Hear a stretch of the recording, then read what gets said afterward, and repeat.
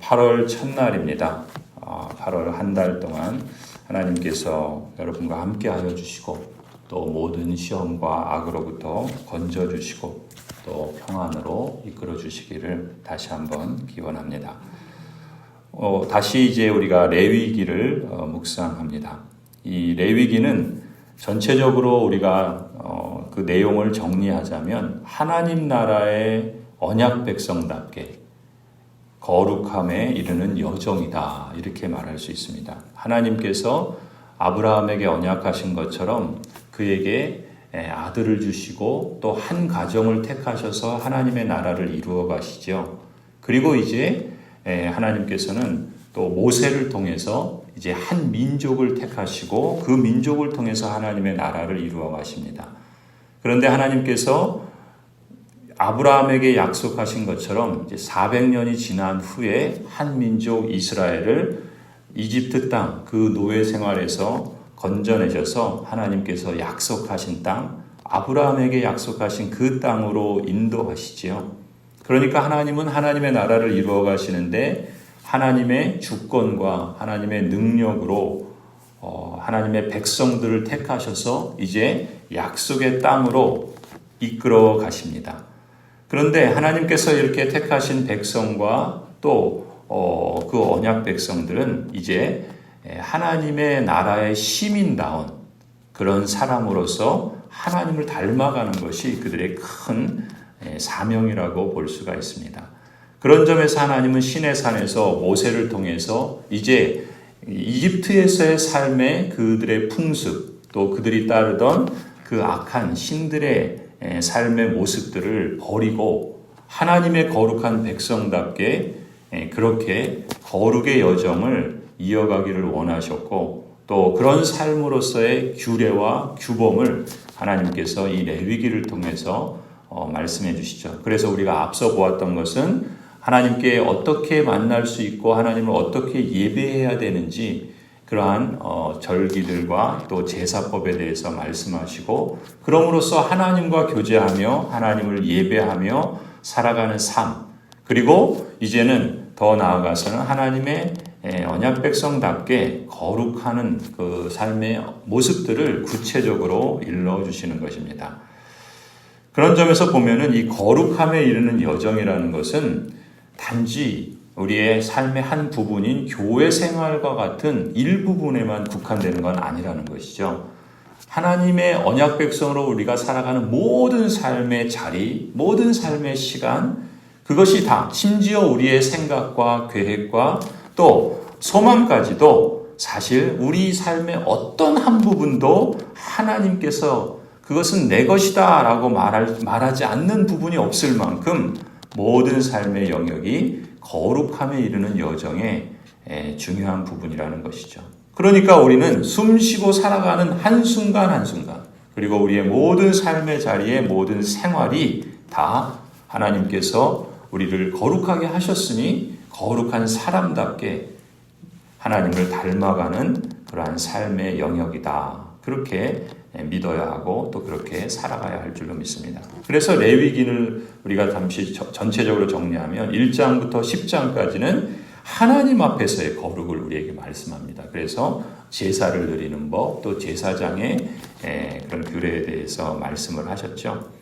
그리고 하나님과의 관계에서의 거룩을 먼저 말씀하신 후에 11장부터 15장까지는 가정에서의 거룩, 그것을 가르치시죠. 그래서 가령 음식법에 대해서 가르치시고 또 정결 규례에 대해서 가르쳤습니다.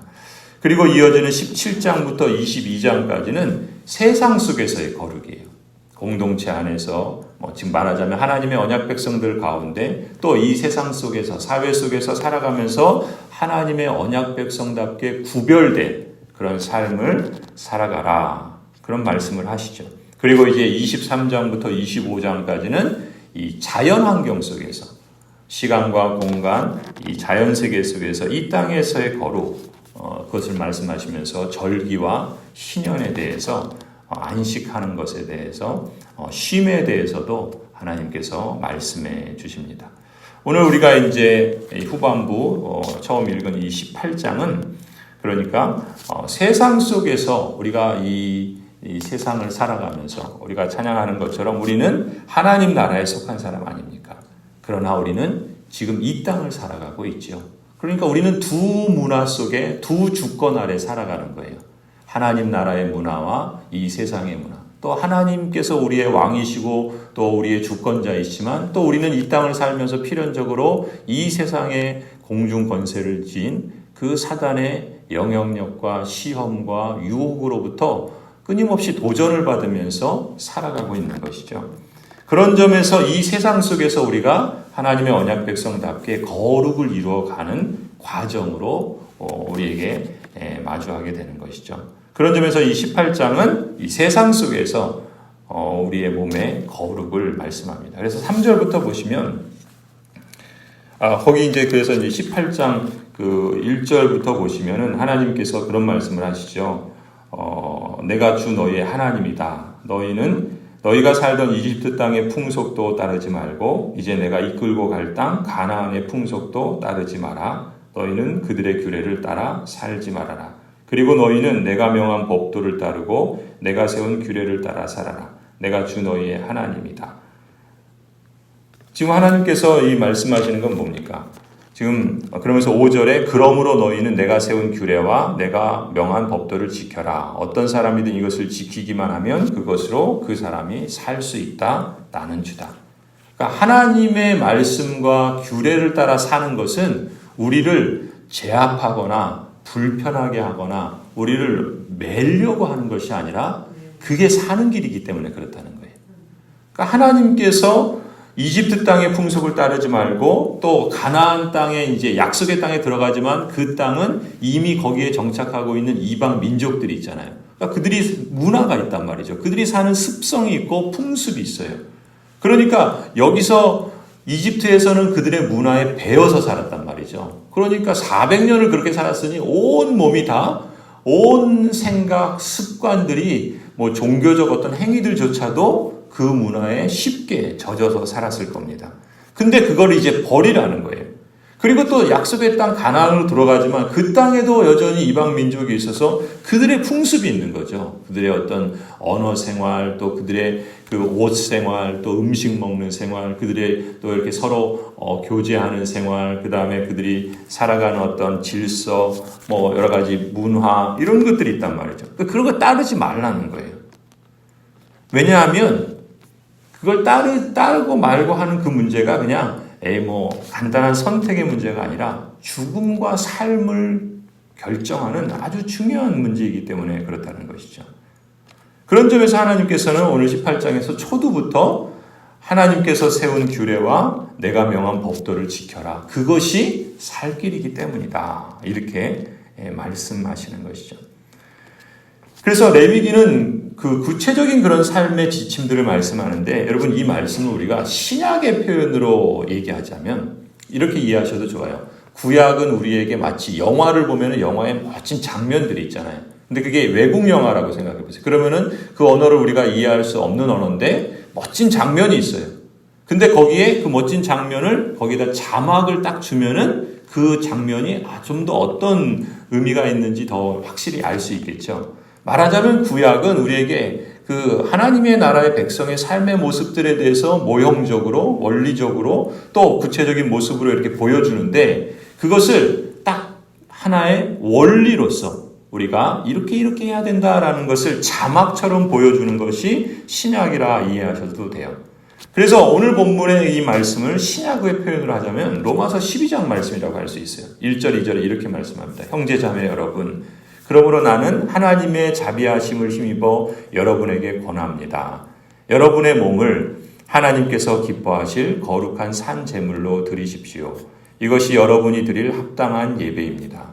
여러분은 이 시대의 풍조를 본받지 말고 마음을 새롭게 함으로 변화를 받아서 하나님의 선하시고 기뻐하시고 완전하신 뜻이 무엇인지를 분별하도록 하십시오.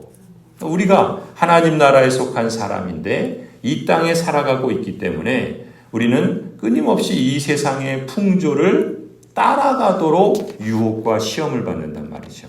그걸 본받지 말고 하나님의 성령께서 우리 안에 계셔서 우리의 그 성향을 새롭게 하신 것처럼 우리의 마음을 늘 새롭게 함으로 주님의 말씀과 성령을 의존하여 하나님의 선하시고 기뻐하시고 온전하신 뜻을 찾고 그것을 분별하며 또 삶에서 실천해 나가도록 하십시오. 이렇게 권면하는 것이죠.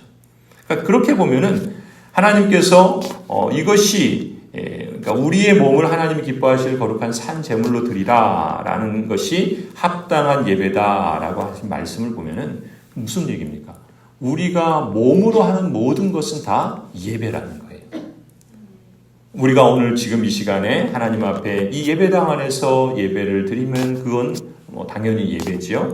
또 주일날 언약 백성들이 함께 모여서 공예배를 드리면 그건 역시도 당연히 예배입니다.